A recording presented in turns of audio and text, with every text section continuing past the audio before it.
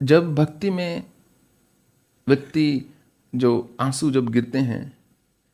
तो इसका मतलब कुछ ना कुछ आप ठीक कर रहे हो उस भक्ति में। और बहुत सारे ऐसे लोग होते हैं जो कहते हैं कि हमें वो भाव नहीं आ पाता, हम नहीं रोना या मान लीजिए कभी। शायद मैं ऐसा नहीं कहूंगा कि उनकी भक्ति कहीं कम हो गई,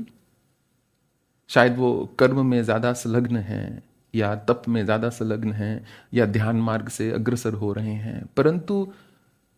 भक्ति की पहचान तभी होना शुरू होगी कि आपका हृदय पिघला के नहीं, द्रवित हुआ कि नहीं। तो नवदा भक्ति जो कही है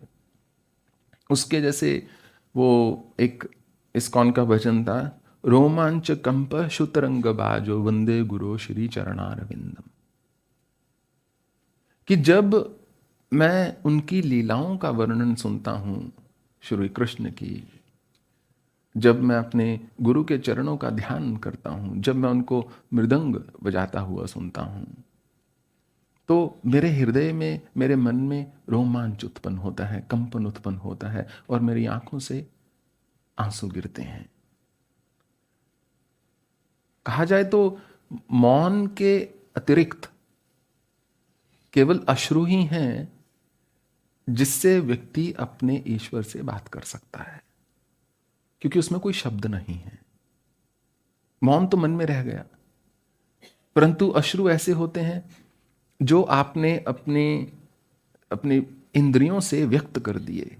उस क्षण में, उन क्षणों में आप में और आपके इष्ट में कोई अंतर ना रह गया,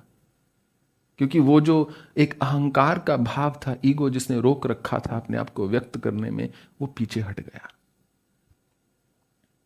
और अब आप निर्मल हो रहे हैं, जैसे जैसे अश्रुपूर्ण हो रहे हैं। तो ये एक बहुत अच्छी ही बात है, ऐसा हमारा मानना है।